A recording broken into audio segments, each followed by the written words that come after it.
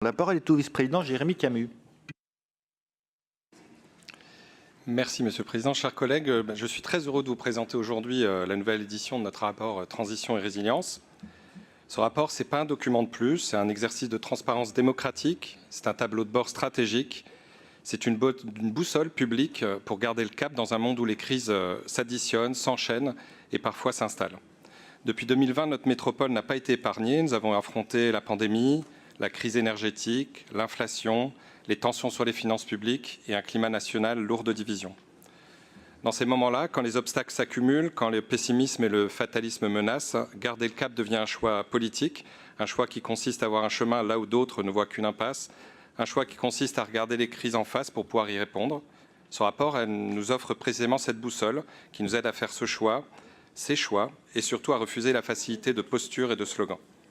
Car nous avons également une responsabilité d'espoir, refuser le fatalisme, refuser la résignation et redonner confiance, être rigoureux sans être austéritaire, être lucide sans se résigner à l'injustice. Oui, les défis restent immenses, mais ce rapport le montre clairement, ça marche. Nos politiques publiques produisent leurs effets, et même dans la tempête.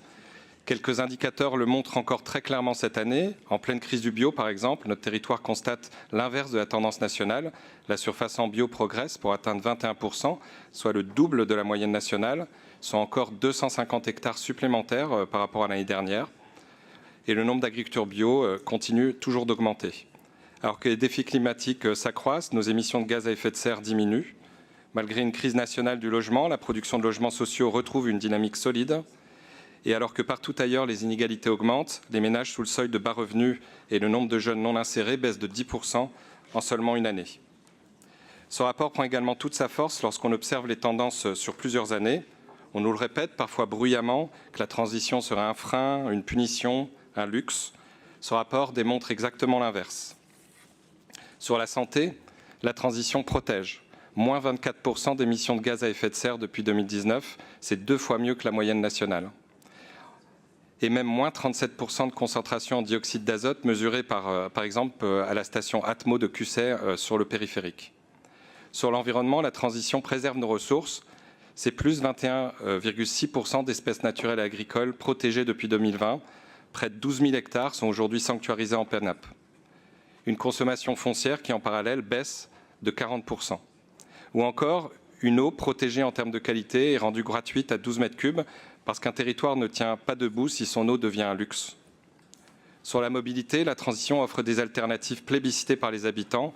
Moins 12% de voitures en circulation, c'est moins 21% dans l'hypercentre, c'est plus 89% de trafic vélo et plus 21% d'abonnés TCL.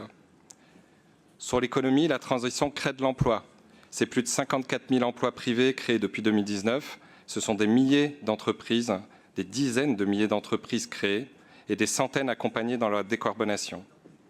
Enfin, la transition sans justice sociale n'est pas un slogan. Plus de 3 000 jeunes sortis de la précarité grâce au revenu de solidarité jeunes, une production de logements sociaux qui augmente plus vite que la population, plus de 15 000 logements financés depuis 2020 et une lutte déterminée contre l'habitat indigne. Et oui, comme je le disais plus tôt, les défis restent immenses, tout n'est pas résolu. Ce rapport nous aide aussi à identifier les points de vigilance.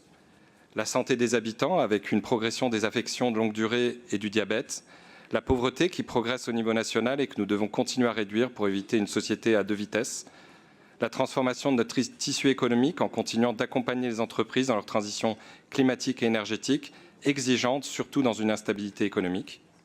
En synthèse, ce nouveau rapport Transition et Résilience illustre une chose simple, notre action améliore concrètement la vie des habitants de notre métropole. Elle renforce le territoire, elle le protège, elle le prépare. Mais ce rapport contredit aussi factuellement le récit de chaos que certains essayent de diffuser à coups de caricatures et grand renfort de contre-vérité. Nous traversons collectivement un moment inquiétant où de plus en plus de forces politiques construisent leur prospérité électorale sur la peur, le dénigrement systématique et parfois même le mensonge organisé contre l'écologie, contre la solidarité, contre la science et parfois même contre le réel. Face à cela, ce rapport est un acte de résistance. Il dit les faits. Il montre que ce que produit l'action publique quand elle assume une vision, quand elle garde le cap. Je vous remercie pour votre attention.